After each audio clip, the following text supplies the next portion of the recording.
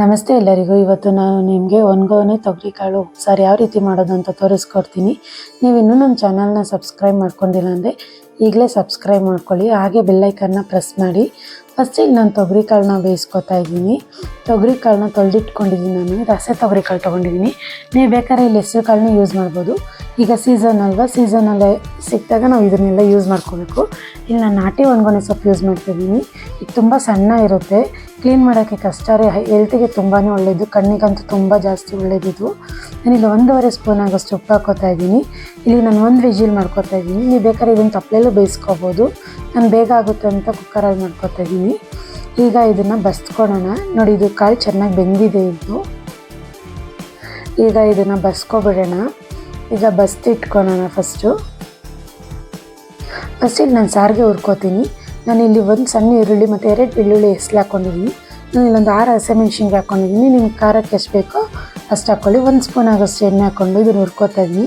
ಒಂದು ಸ್ವಲ್ಪ ಕರಿಬೇವು ಹಾಕ್ಕೊಂಡಿದ್ದೀನಿ. ಇದು ಸ್ವಲ್ಪ ಚೆನ್ನಾಗಿ ಈರುಳ್ಳಿ ಎಲ್ಲ ಚೆನ್ನಾಗಿ ಸುಡಬೇಕು. ನೋಡಿ, ಈ ಥರ ಬೆಳ್ಳುಳ್ಳಿ ಎಲ್ಲ ಸುಟ್ಟಾಗ ಆಫ್ ಮಾಡ್ಕೊಳ್ಳಿ, ಸಾಕಾಗುತ್ತೆ. ಈಗ ಇದನ್ನು ಆರಕ್ಕೆ ಬಿಡಿ. ಈಗ ನಾನಿಲ್ಲಿ 1 ಕಪ್ ಆಗೋಷ್ಟು ಹಸೆ ಕೊಬ್ಬರಿ ತೊಗೊಂಡಿದ್ದೀನಿ. ಅರ್ಧ ಸ್ಪೂನ್ ಆಗೋಷ್ಟು ಜೀರಿಗೆ ತೊಗೊಂಡಿದ್ದೀನಿ. 10 ಮೆಣಸುಕಾಳು ತೊಗೊಂಡಿದ್ದೀನಿ ನಾನಿಲ್ಲಿ. ಮತ್ತು ಅರ್ಧ ಸ್ಪೂನ್ ಆಗೋಷ್ಟು ಧನಿಯಾ ತೊಗೊಂಡಿದ್ದೀನಿ. ಸ್ವಲ್ಪ ಕೊತ್ತಂಬರಿ ಸೊಪ್ಪು ಹಾಕ್ಕೋತಾ ಇದ್ದೀನಿ ನಾನು. ಮತ್ತು ನಾವು ಹುರಿದಿಟ್ಕೊಂಡಿದ್ವಲ್ಲ, ಅದನ್ನೆಲ್ಲ ಮಿಕ್ಸಿಗೆ ಸೇರಿಸ್ಕೊತಾ ಇದ್ದೀನಿ.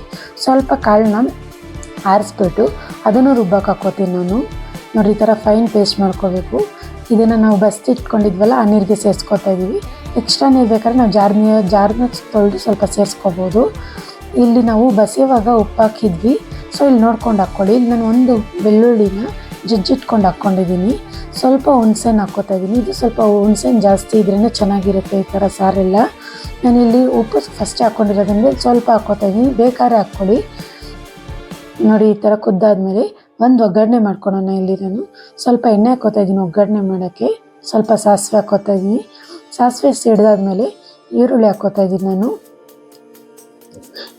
ಒಂದು ಈರುಳ್ಳಿ ಸಣ್ಣಗೆ ಹಚ್ಚಿಟ್ಕೊಂಡಿದ್ದೀನಿ, ಅದು ಹಾಕ್ಕೊಂಡಿದ್ದೀನಿ ನಾನು. ಇಲ್ಲಿ ಸ್ವಲ್ಪ ಕರಿಬೇವು ಹಾಕ್ಕೊಂಡು ಈರುಳ್ಳಿನ ಚೆನ್ನಾಗಿ ಹುರ್ಕೋಬೇಕು. ಬ್ರೌನ್ ಆದಮೇಲೆ ಇದನ್ನು ನಾನು ಸಾರಿಗೆ ಸೇರಿಸ್ಕೊತಾ ಇದ್ದೀನಿ. ನಾನು ಇಲ್ಲಿ ಸ್ವಲ್ಪ ಹಸೆ ಕರಿಬೇವನ್ನೂ ಹಾಕ್ಕೋತಾ ಇದ್ದೀನಿ. ನನಗೆ ಈ ಥರ ಹಸೆ ಕರಿಬೇವು ಹಾಕ್ಕೊಂಡ್ರೆ ಇಷ್ಟ ಆಗುತ್ತೆ ಸಾರಲ್ಲಿ. ಮತ್ತು ಇದು ಚೆನ್ನಾಗಿ ಕುದಿಬೇಕು. ಚೆನ್ನಾಗಿ ಕುದ್ದಷ್ಟು ಸಾರು ತುಂಬ ರುಚಿ ಬರುತ್ತೆ. ಸಾಮಾನ್ಯವಾಗಿ ಉಪ್ಸಾರು ಅಂದರೆ ಹಸೆ ಮಸಾಲೆ ಇಟ್ಟು ಮಾಡ್ತಾರೆ. ನಮ್ಮ ಕಡೆ ಉಪ್ಸಾರು ಇದೇ ರೀತಿ ಮಾಡೋದು ನಾವು ಮನೆಯಲ್ಲೆಲ್ಲ ನಾವು.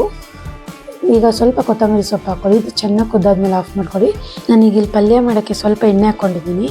ಸ್ವಲ್ಪ ಸಾಸಿವೆ, 1 ಬೆಳ್ಳುಳ್ಳಿ, 2 ಈರುಳ್ಳಿ, 4 ಹಸಿಮೆಣ್ಸಿನ್ಕಾಯಿ ತೊಗೊಂಡಿದ್ದೀನಿ. ಇದನ್ನು ಚೆನ್ನಾಗಿ ಫ್ರೈ ಮಾಡ್ಕೊಳ್ಳಿ. ಈ ಥರ ಫ್ರೈ ಆದಮೇಲೆ ಸ್ವಲ್ಪ ನಾನು ಕರಿಬೇವು ಸೇರಿಸ್ಕೊತಾ ಇದ್ದೀನಿ. ಇದನ್ನು ಚೆನ್ನಾಗಿ ಫ್ರೈ ಮಾಡ್ಕೊಳ್ಳಿ. ಈಗ ಬೇಗ ಉಪ್ಪು ಸ್ವಲ್ಪ ಹಾಕ್ಕೊಳ್ಳಿ. ನಾವು ಕಾಳು ಬೇಯಿಸುವಾಗ ಉಪ್ಪು ಹಾಕ್ಕೊಂಡಿದ್ವಿ. ಈಗ ಬೇರೆ ಈರುಳ್ಳಿಗೆ ಎಷ್ಟು ಬೇಕಾಗುತ್ತೋ ಅಷ್ಟು ಉಪ್ಪು ಹಾಕ್ಕೊಳ್ಳಿ. ಈಗ ನಾವು ಬೇಯಿಸಿ ಇಟ್ಕೊಂಡಿದ್ವಲ್ಲ, ಆ ಕಾಳು ಸೊಪ್ಪನ್ನೆಲ್ಲ ಸೇರಿಸ್ಕೊಂಡು ಇದನ್ನು ಚೆನ್ನಾಗಿ ಫ್ರೈ ಮಾಡ್ಕೋಬೇಕು.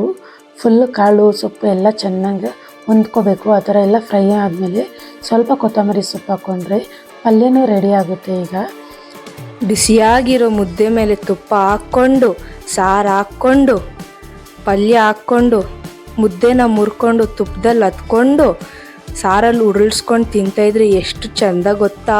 ಆಹಾ.